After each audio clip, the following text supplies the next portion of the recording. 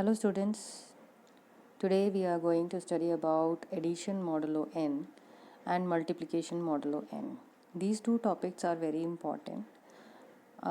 देखिए पहले तो आपको ये समझना पड़ेगा कि एडिशन मॉडलो n क्या चीज़ है और कैसे इसको हम डिफ़ाइन करते हैं। तो सबसे पहले हम डिफ़ाइन करेंगे इसको कैसे लिखा जाता है।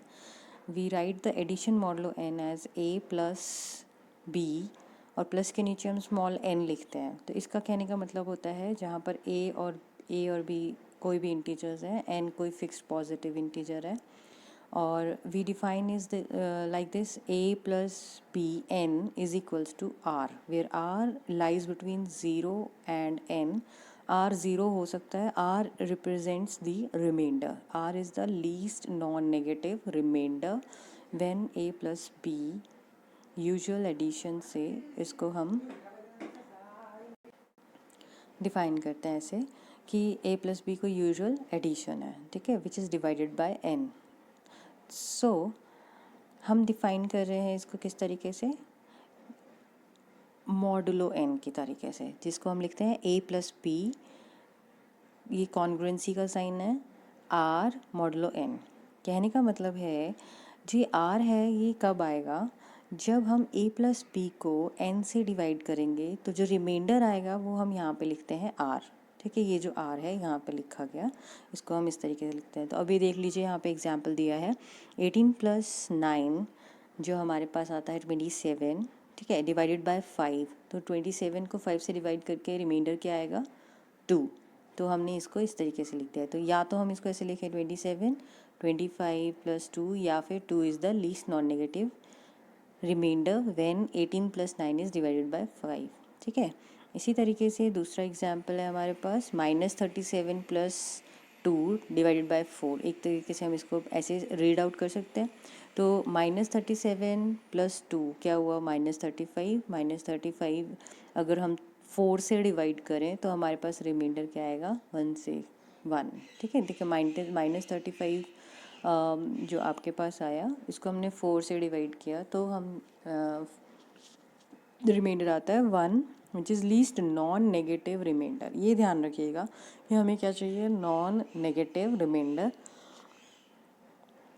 So when a plus b, a and b are integers such that a minus b is divisible by n, a is any fixed positive integer, जिसमें हम ऐसे लिख सकते हैं तो a is congruent to b modulo n, ठीक है, ये आ गया। तो ये तरीके से हम ये भी लिख सकते हैं 21 माइनस 1 दैट इज़ 20, तो डिवाइडेड बाय 5 रिमाइंडर 0 आएगा। 33 माइनस 1 डिवाइडेड बाय 4, 33 माइनस 1 क्या हुआ 32, 32 is divided by 4, remainder is 0 क्योंकि 32 इज़ टोटली डिविजिबल बाय 4।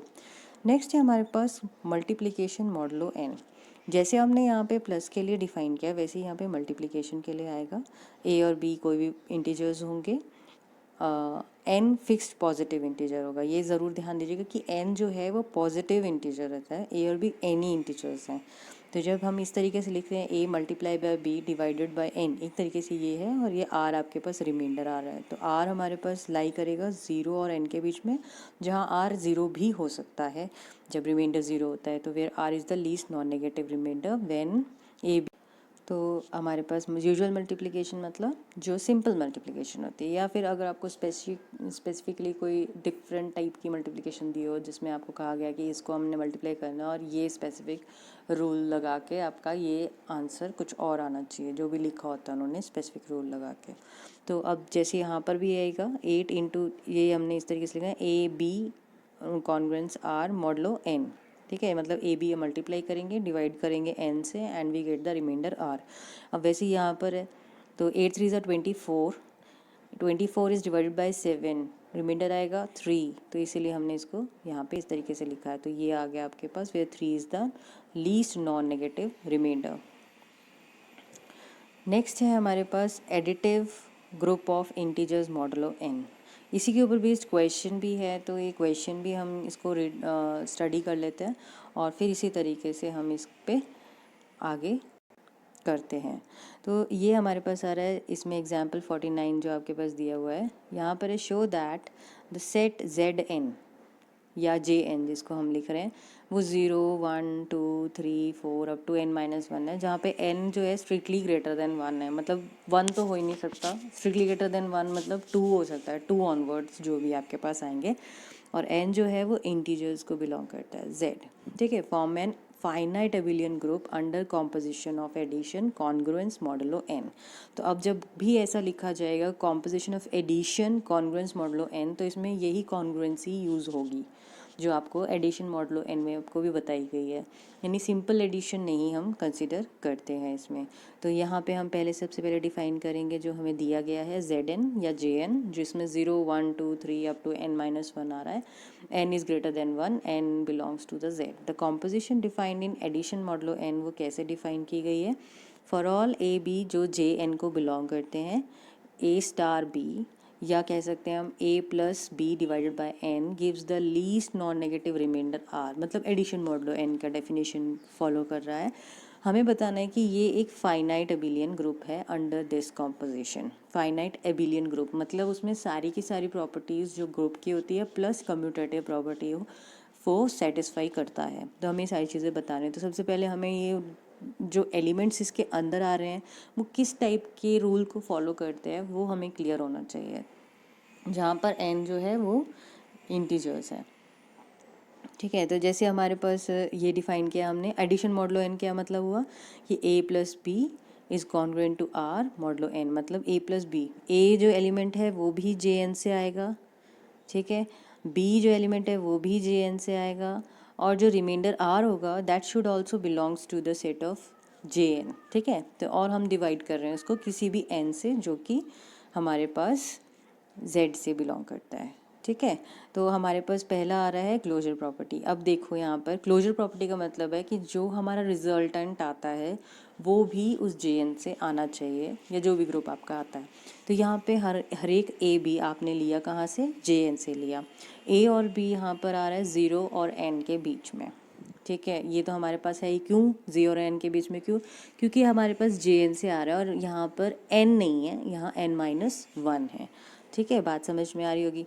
तो अब हमारे पास a और b कहाँ से आ रहे हैं, jn से आ रहे हैं, जो कि इस रूल को फॉलो करते हैं। अब हमारे पास a प्लस बी करते हैं और उसको n से डिवाइड करते हैं, तो हमारे पास रिजल्टेंट आता है r, जहाँ पे वो 0 और n के बीच में ही आता है।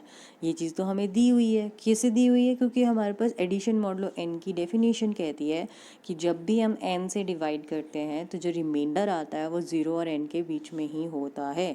0 भी हो सकता है और n, 0 तो इधर है ही अगर 0 आता है, और n से छोटा स्ट्रिक्टली है, स्ट्रिक्टली लेस देन है, ऐसा इक्वल टू का साइन नहीं लगा है, तो इसका मतलब ये भी सेटिस्फाई हो रहा है। तो इसका मतलब क्या हुआ, जो r आपके पास आ रहा है, ये जो r आ रहा है jn को बिलोंग कर रहा है, इसका मतलब वो jn को ही बिलोंग कर रहा है। जो रिमाइंडर आ रहा है वो खुद भी jn को ही बिलोंग कर रहा है, क्योंकि हमारी डेफिनेशन एडिशन मॉडुलो n की कहती है कि a plus B is congruent to r modulo n। अब अगर हमारा r भी इसी सेट से आता है तो इसका मतलब क्या है कि हमारा जो सेट है वो closed under addition modulo n है। समझ में आ रही है बात, क्योंकि जैसे हमारे पास इंटीजर्स में होता था, इंटीजर्स में अगर आप एडिशन करते हो जैसे 1 + 2 करते हो तो 3 जो है वो भी इंटीजर्स से आता है। हम यहाँ पर सेट कौन सा ले रहे हैं, jn का सेट ले रहे हैं, तो 0 भी 1 भी 2 भी 3 भी ये सब n-1 तक हम कहाँ ले रहे हैं, jn से ले रहे हैं।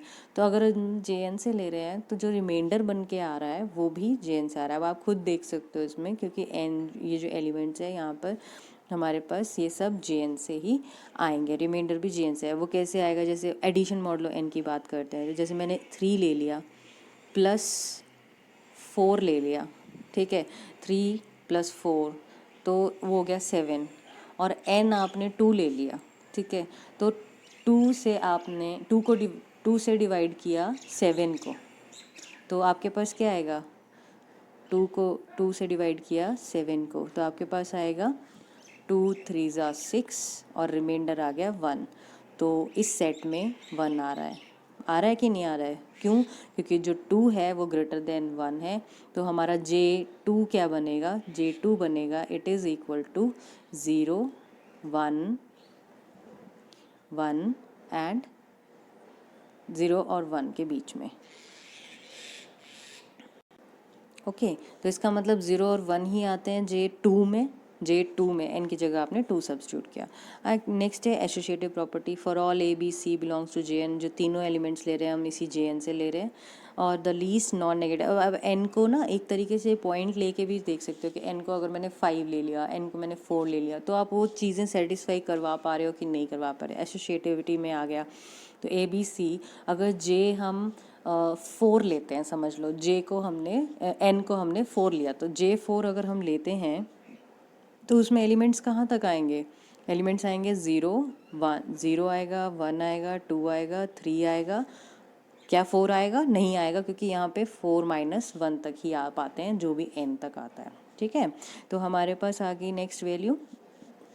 अगर मैं एसोसिएटिविटी लेती हूँ तो मेरा अगर Jn4 है तो ए बी सी में हम एक तो 0 रख सकते हैं, एक 1 रख सकते हैं, 2 रख सकते हैं और 3 रख सकते हैं। इससे ऊपर नहीं जाएंगे क्योंकि n तो हमने 4 लिया है। तो इसका मतलब क्या हुआ कि the least non negative remainder if we take a plus B, पहले हमने ऐड कर लिया, जैसे 0 प्लस 2 हमने 0 प्लस 1 लिया और a b और c मैंने ले लिया है 2।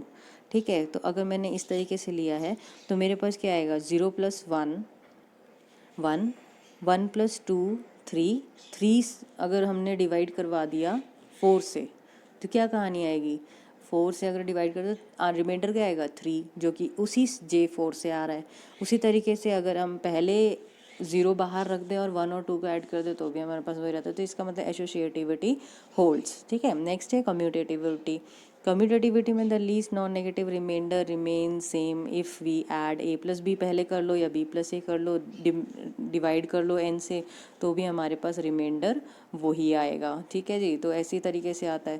तो अगर मैं नेक्स्ट लेती हूँ existence of identity. Existence of identity मतलब ऐसी एलिमेंट जिसमें हम वही जो ऐड करें तो हमारे पास वही रिजल्ट आए। तो अब मैं यहाँ क्या कर रही हूँ, मैंने a एलिमेंट ले लिया, 0 और n के बीच में मेरे पास a आता है। a is the least non negative remainder. a में मैंने 0 ऐड कर दिया या 0 में मैंने a ऐड कर दिया, डिवाइड कर दिया n से, रिमाइंडर क्या रहेगा? a ही रहेगा। ठीक है, तो हमारे पास क्या आएगा? 0 इज़ द आइडेंटिटी एलिमेंट, क्योंकि उसी चीज़ में हम ऐड करते हैं तो हमारे पास रिजल्टेंट भी वही आता है। तो नेक्स्ट है हमारे पास existence of inverse. Existence of inverse में हमारे पास आता है inverse of 0 belongs to Jn is 0 itself. Automatically अगर हम 0 को 0 में ऐड करते हैं और डिवाइड करवाते हैं किसी भी n से, n 3 4 5 6 कुछ भी हो सकता है, तो अगर रिमाइंडर क्या आएगा? ऑटोमेटिकली 5 से अगर आप 0 को डिवाइड कर रहे हो तो रिमाइंडर विल बी 0। तो इसमें उसी का रिमाइंडर 0 आ रहा है और उसी में ऐड करके आ रहा है, तो इसलिए उसका इन्वर्स भी वो इटसेल्फ ही हुआ। दूसरी चीज़ है कि अगर मैं नेक्स्ट लेती हूँ कोई भी एलिमेंट a, ठीक है, जो 0 नहीं है, तो नेक्स्ट एलिमेंट जो n माइनस ए है वो भी Jn से बिलोंग करता है। ठीक है, समझ में आ रही है बात? कि जैसे अगर मैं n को 3 ले लिया, ठीक है, n को मैंने 3 ले लिया, और इसका मतलब क्या हुआ? मैं कौन सा सेट बना रही हूँ? J3 का सेट बना रही हूँ। अगर मैं J3 का सेट बना रही हूँ तो उसमें एलिमेंट्स कौन कौन से आएंगे? 0 आएगा, 1 आएगा और 2 आएगा। ठीक है, ये तीनों एलिमेंट्स आएंगे। अगर इस तरीके से आएंगे तो एक एलिमेंट मैं अगर 1 ले लेती हूँ, फॉर एग्जांपल मैंने यहाँ पे a की जगह पे 1 ले लिया। जब मैं a की जगह पे 1 लेती हूँ तो n मेरा 3 है, तो 3 माइनस 1 क्या हो जाएगा? That is 2। तो 2 भी किसको बिलोंग कर रहा है? Jn को, मतलब J3 को।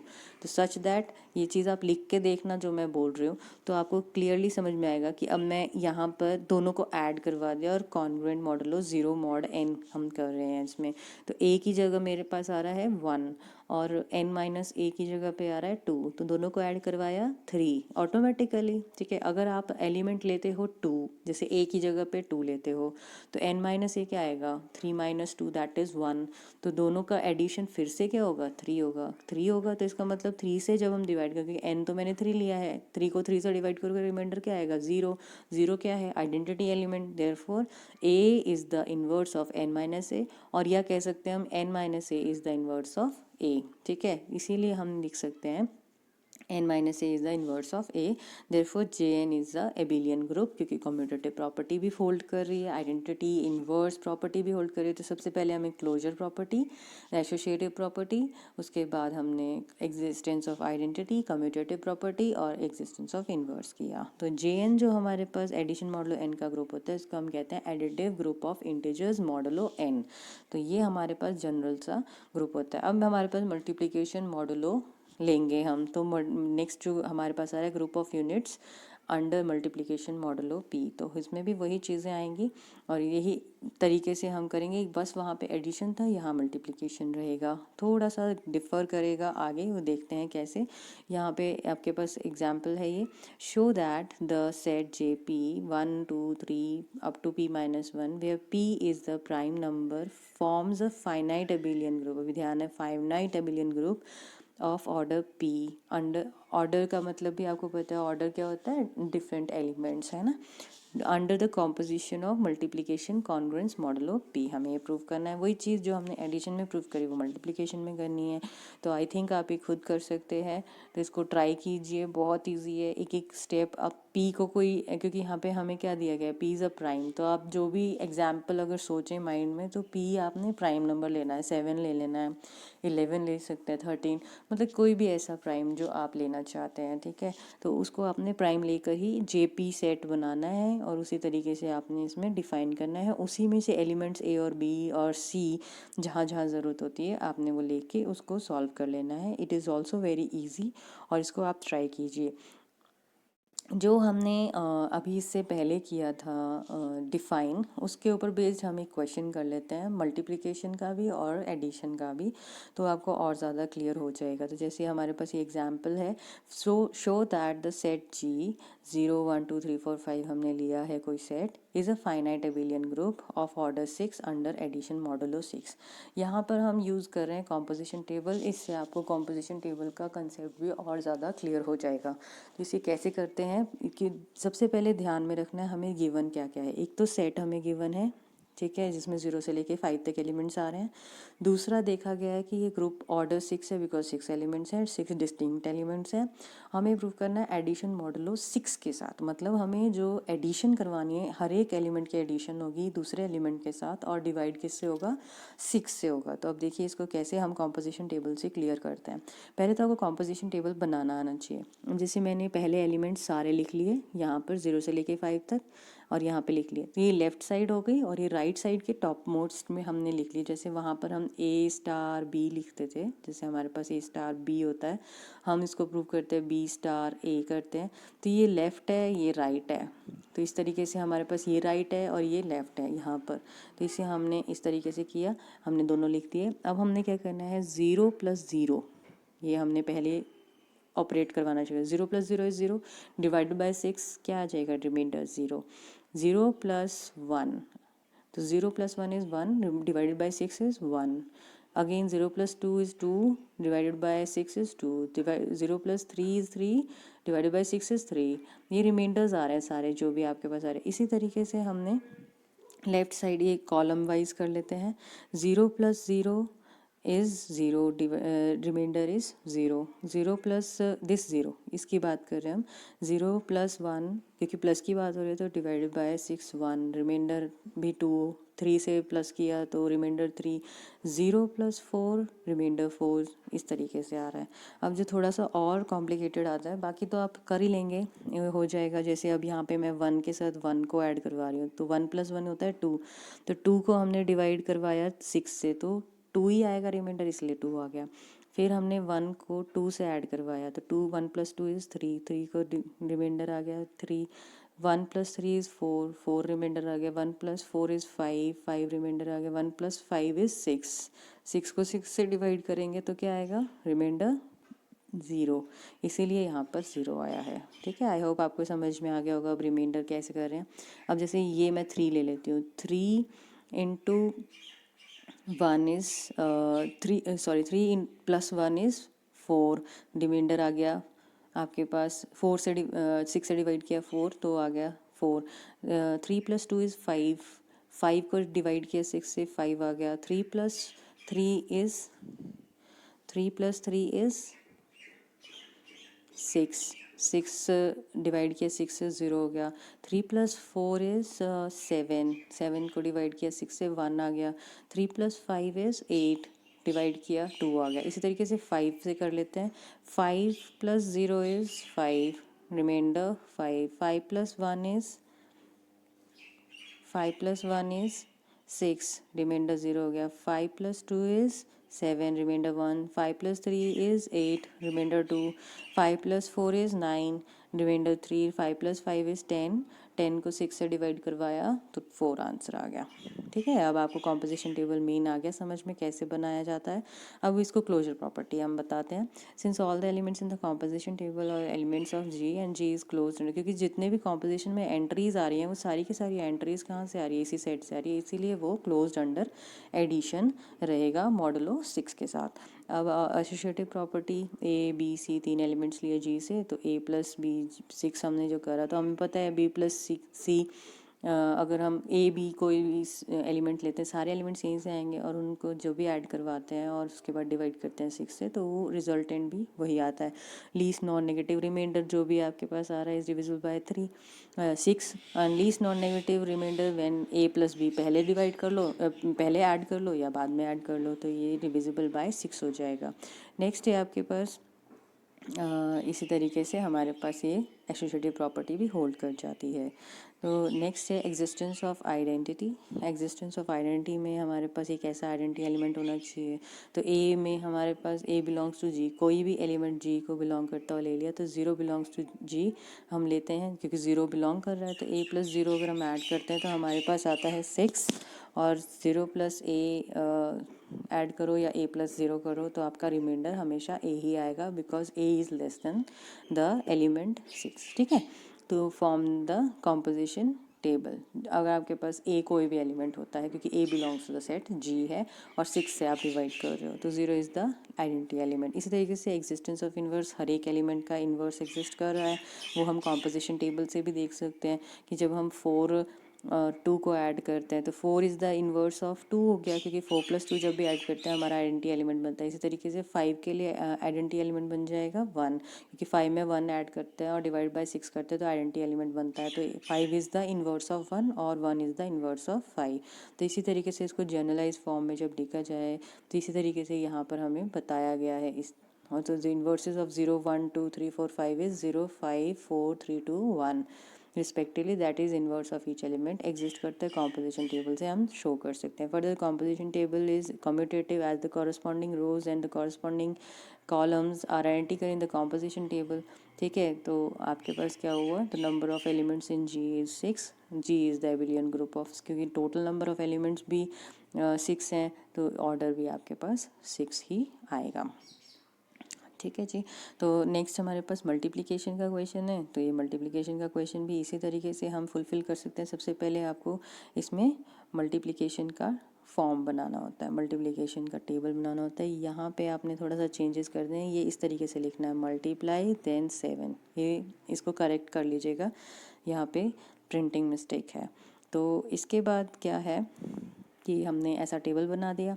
अब यहाँ पे क्या है, is a finite abelian group हमें बताना है, ऑर्डर 6 कॉम्पोजिशन मल्टीप्लिकेशन मॉडुलो 6, मतलब यहाँ पे मल्टीप्लिकेशन मॉडल मल्टीप्लाई करने के बाद 6 से हमने इसको डिवाइड करवाना है। तो हमारे पास ये तरीका से आ गया। तो 1 × 1 हमने किया, और ये ध्यान रखिएगा 0 नहीं है, 1 दिया हुआ है। तो वैसे ही आपने एलिमेंट्स यहाँ पे लिखने हैं और आपने अपने लेफ्ट हैंड साइड में लिख देना है। तो 1 × 1 इज़ 1, 1 × 2 इज़ 2, डिवाइड बाय 6 2 ही आएगा। 1 × 3 इज़ 3, डिवाइड बाय 6 3 आएगा। 1 × 6 इज़ 6, डिवाइड बाय 6 आपके पास एलिमेंट आ जाएगा। ठीक है, तो ये मॉडुलो 6 नहीं है, ये मॉडुलो 7 है। इसको ज़रूर ध्यान रखिएगा कि यहाँ क्वेश्चन में 7 लिखा गया है, तो ये भी करेक्ट करना पड़ेगा, बिकॉज इट इज़ मॉडुलो 7।